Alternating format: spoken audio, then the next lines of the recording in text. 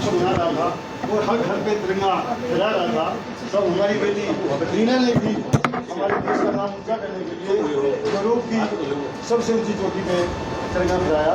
मैं आज आप पत्रकार बंद होगा, छायाकार बंद होगा यहाँ पहुँचने पर, और मेहमानों का सबका स्वागत करता हूँ और धन्यवाद करता हूँ कि जो आप लोग यहाँ रीना बेटी आपको सारे अपने बारे में प्रेस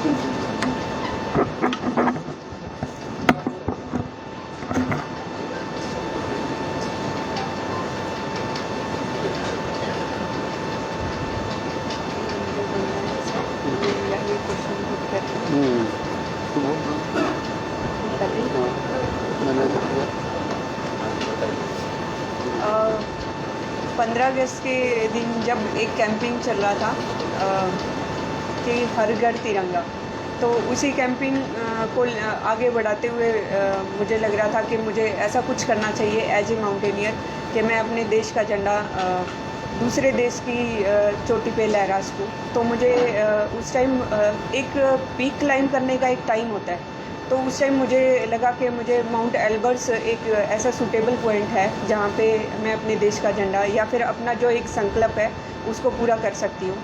तो मैंने 15 अगस्त के दिन जब ऐसा चल रहा था तो 10 दिन पहले ही उससे पहले मैंने लद्दाख की 2 पीक क्लाइंब करी थी 70 घंटे के अंदर, तो वो भी एक स्टेट रिकॉर्ड था। उसके जस्ट 10 ही दिन बचे थे मेरे पास जब मुझे पूरी प्लानिंग करनी थी इस सब की।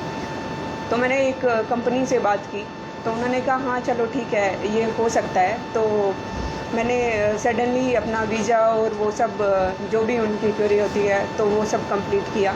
तो 9 तारीख को हम लोग इंडिया से निकले थे, 7 बंदों की टीम थी और 7 बंदों की टीम 9 तारीख को हम निकले। 12 तारीख को हमने क्लाइंब स्टार्ट किया था। 12 तारीख के बाद 14 तारीख को हम बेस कैंप पहुँच गए थे और बेस कैंप पूरा दिन स्टे करने के बाद 15 तारीख को तो हमने सबमिट करना था, लेकिन 14 तारीख को हमने देखा कि कोई भी पीक क्लाइंब करते हो तो आपको पहले वेदर फोरकास्ट देखना पड़ता है कि कैसा वेदर रहेगा।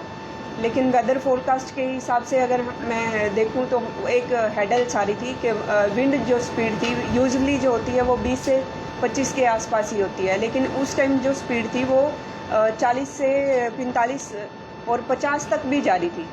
लेकिन एक हम लोग संकल्प लेके चले थे कि नहीं 15 अगस्त को ही हमने सबमिट करना है, क्योंकि ऑब्वियसली वो 75 साल पूरे करने के बाद 76वें साल में हम स्वतंत्रता दिवस मना रहे थे और एक कैंपिंग भी था हर घर तिरंगा।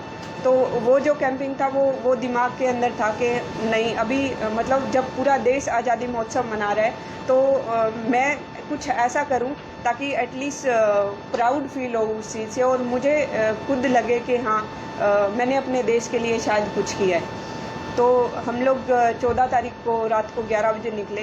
उस टाइम भी विंड स्पीड 30 से लेके मतलब 30 से लेके 40 के बीच में ही थी।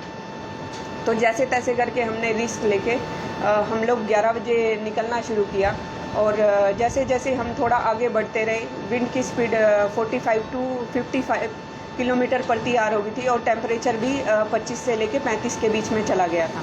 मतलब ऐसी सिचुएशन हो गई थी कि जब हम पानी पीने के लिए अगर 2 सेकंड भी रुक रहे हैं तो हमारे हाथ और पैर बिल्कुल फ्रीज हो रहे हैं। हाथ के अंदर कम से कम हमने 3 लेयर डाली हुई थी, 3 लेयर के बाद भी अगर हम 2 सेकंड के लिए रुक रहे हैं तो पूरा फ्रीज हो रहा था वो। तो ऐसी सिचुएशन में और जब आपके साथ वाला आप एक रोप में चलते हो, हम लोग 7 लोग थे एक ही ग्रुप के अंदर, तो जब साथ वाले की इतनी विजिबिलिटी थी कि आपसे अगले वाले को देख सकते हो, उससे दूसरे वाले को नहीं देख सकते। तो ऐसी कंडीशन में हम लोगों का एक ये था कि हाँ 15 अगस्त को ही सबमिट करना है। तो हम लोग कंटिन्यूसली धीरे धीरे करके मूव करते रहे और 15 अगस्त को वो टाइम था जब 5:43 पे मैं एल्बर्ट्स वेस्ट साइड पे, एल्बर्ट्स के भी 2 पीक उस टाइम हमें पता चले थे बेस कैंप के अंदर कि माउंट एल्बर्ट्स के 2 पीक हैं। क्योंकि जब हम इंडिया से निकले थे तो हमें यही पता था कि माउंट एल्बर्ट सिर्फ एक ही माउंटेन है। तो वहाँ जाने के जब बेस कैंप हम पहुँचे तो हमने देखा कि वहाँ पे 2 माउंटेन है बिल्कुल साथ साथ में ही।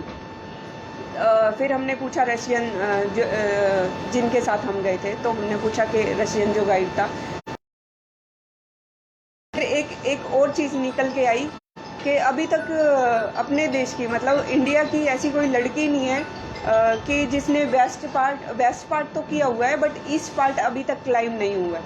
तो मुझे वो अपॉर्चुनिटी मिल रही थी और मैं और ज़्यादा मेरे अंदर खुशी हो रही थी कि मैं 2 पीक पे अपने देश का झंडा लहरा पाऊंगी, वो भी 15 अगस्त के दिन। तो इससे बड़ी और कोई बात हो ही नहीं सकती थी। तो वो जहन में वो सब चलते चलते जो भी वेदर 5:43 पे हमने सबमिट कर लिया था।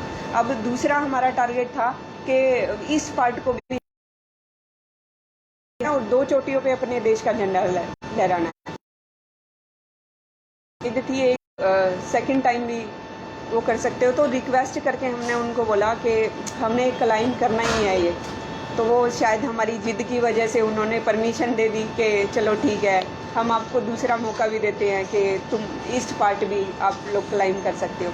क्योंकि हमारे इंडिया में अगर मैं देखूं तो हमें परमिशन सिर्फ 2 सबमिट करने के 2 चांस मिलते हैं। अगर वेदर कंडीशन की वजह से एक बार आप अटेम्प्ट करते हो और किसी वजह से सबमिट नहीं हो पाया तो आपको वापस बेस कैंप रखा जाता है और आपको दूसरा अटेम्प्ट करने का मौका मिल जाता है। बट बाहर की कंट्रियों में ऐसा नहीं है, दे आर वेरी प्रोफेशनल। वो सिर्फ एक ही चांस देते हैं। बट वो कहीं ना कहीं हमारी वो 15 अगस्त को लेके इतनी श्रद्धा और वो सब थी ना, तो उसकी वजह से हमने इतना सारा रिक्वेस्ट किया। तो शायद उन्होंने हमारी वो उस रिक्वेस्ट को रखा और दूसरा चांस हमें दिया। तो 15 अगस्त की शाम को 11 बजे हम लोग निकले इस पार्ट के लिए और सुबह 16 तारीख को 4:23 पे मैं पहली लड़की थी जिसने 7 लोगों के बीच में सबमिट किया और मैं इंडिया की पहली ऐसी लड़की बनी जिसने माउंट एल्बर्ट्स का ईस्ट पार्ट और वेस्ट पार्ट दोनों क्लाइम की। हर जर्नी के अंदर आपको नया चीज़ मिलता है, इस जर्नी में क्या नया मिला आपको? हर माउंटेन का एक अलग स्टफ़ है। तो दोनों माउंटेन का इसमें भी अलग स्टफ़ था। बट इसमें मैंने बताया ना कि वेदर कंडीशन थी, वो वेदर कंडीशन बहुत ज़्यादा ख़राब थी। विंड स्पीड आज तक मैंने माउंटेन किए हैं, जितने भी माउंटेन किए हैं, उसमें यूजुअली हाईएस्ट जो जाती है स्पीड वो 30 से 35 तक की जाती है। बट 45 से 55 तक की स्पीड, वो भी -30 डिग्री टेम्परेचर में। तो ये मेरे लिए सबसे बड़ा चैलेंज था कि हम लोग 2 सेकंड भी खड़े हो रहे तो पूरा फ्रीज हो रहे हैं और ऊपर से सिर्फ हमें देखने को क्या मिल रहा था कि हाथ पे सन ग्लासेस था, पूरा कवर्ड थे हम लोग। और फिर भी जब हवा फेस को टच कर रही थी तो वो चुभ रही थी उसके अंदर।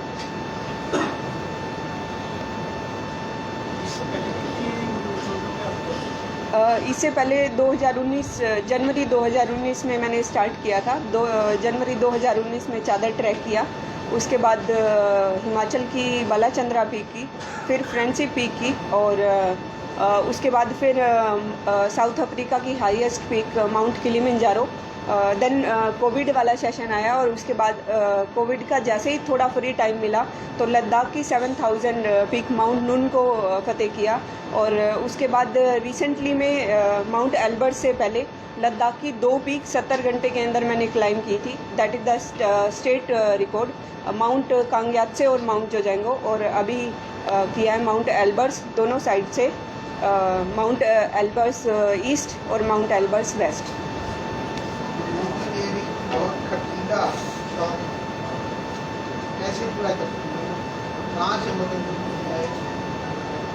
अभी तक तो अगर मैं बोलूँ डिप्लोमा के बाद में मैंने प्राइवेट सेक्टर में जॉब करना स्टार्ट कर दी थी। तो उसका थोड़ा बहुत सेविंग मनी मेरे पास पड़ा था। तो 19 जनवरी में मैंने स्टार्ट किया था चादर ट्रैक। तो वो कम से कम 40,000 के आसपास हो जाता था।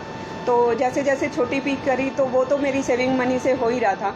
बट फिर एक ये भी था कि अभी नेक्स्ट वाला कौन सा ट्रैक करूं। तो मैंने गूगल पे सर्च किया था माउंट किलिमंजारो। तो उसमें जब मैंने देखा ना कि उसका भी खर्चा कम से कम 2.5 लाख रुपए आ रहा है, तो वो भी मेरी जिद और जुनून के चक्कर में मैंने जितना भी सेविंग मनी मना था, जितना भी पैसा मेरे पास पड़ा था, वो मैंने सारा लगा दिया। बट उसके बाद मेरा एक लक्ष्य बन गया था माउंट एवरेस्ट। तो उसके बाद मुझे लगा कि अब क्या करूं, क्योंकि उसके लिए तो 30 से 35 लाख रुपए चाहिए।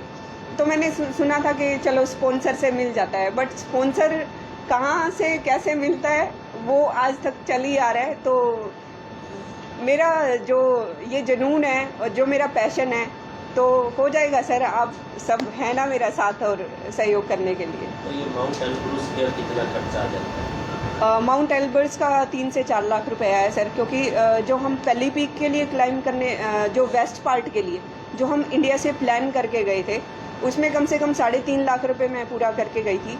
लेकिन वहाँ बेस कैंप जाने के बाद पता चला कि वहाँ पे 2 पीक हैं और वो यूरोप की सबसे दोनों हाईएस्ट पीक हैं। वेस्ट पार्ट की जो हाइट है वो 5642 है और ईस्ट पार्ट की जो हाइट है वो 5621 है। तो वो यूरोप की सबसे दोनों हाईएस्ट पीक है। लेकिन वहाँ जाने के बाद पता चला कि अभी तक इंडिया में किसी ने की नहीं है और हमें दोनों ही करनी थी। और एक अपॉर्चुनिटी थी कि हर घर तिरंगा जो चल रहा था और आज़ादी महोत्सव जो हम मना रहे थे, तो उस अपॉर्चुनिटी को मेरे को ध्यान में रखते हुए ये था कि मैं इस अपॉर्चुनिटी को दोबारा मतलब ऐसे नहीं मिल सकता कि आज़ादी जब महोत्सव मना रहे हैं तो वो चीज़ दोबारा नहीं आ सकती। तो वहाँ पे जितना भी मेरा सेविंग मनी था वो सारा हमने उधर सबमिट किया, जो भी हम साथ में लेके गए थे। टीम वर्क जितना भी पूरा वो था तो वो टीम के सपोर्ट से ही हम दूसरी पीक कर पाए। तो अप्रोक्स 4 लाख के आसपास। सरकार की तरफ से कोई मदद मिली अभी तक? सरकार की तरफ से अभी तक सिर्फ सोशल मीडिया पे सपोर्ट मिला है। बाकी फाइनेंशियली अगर बात करूं तो अभी तक ऐसा मेरे पास कोई मैसेज या फिर कोई सपोर्ट नहीं आया है। इस जर्नी के बीच में कोई ऐसा पल भी आया था कि जहाँ ऐसा लगा था कि भाई अब नहीं हो पाएगा और फिर अपने आप को कैसे अभी किया? ऐसा नहीं है कि मैं सोचती हूँ कि ऐसे मोमेंट चलते चलते आते रहते हैं। ऐसे बोलते हैं ना कि पॉजिटिव है तो नेगेटिव भी है, तो ऐसे मोमेंट आते रहते हैं। बट जब आपके अंदर एक जिद और एक जुनून होता है और आप एक लक्ष्य लेके चलते हो तो ये सब चीज़ें बहुत छोटी पड़ जाती है और बहुत शॉर्ट टाइम के लिए आपके माइंड में आती है और जब आप आगे बढ़ते रहते हो तो ये चीज़ें भी चली जाती हैं। जर्नी पूरा होने के बाद फिर कैसा महसूस करते हैं? बहुत अच्छा। अब की बार तो मैं बहुत अच्छा प्राउड फील कर रही थी कि आज़ादी के जब 75 साल हम पूरे कर रहे थे और पूरा देश जब अगर मैंने सुना था कि सैटेलाइट व्यू से अगर हम इंडिया को देखें तो वो 3 कलर अभी दिख रहे थे। तो वो 3 कलर में से अगर मैं दूसरी कॉन्टिनेंट पे यूरोप की हाईएस्ट पीक पे अगर मैं अपने देश का झंडा लहरा रही थी तो इससे ज़्यादा मेरे को नहीं लगता कि मेरे लिए कोई प्राउड का मोमेंट होगा। तो अब की बार तो मैं बहुत ज़्यादा खुश थी।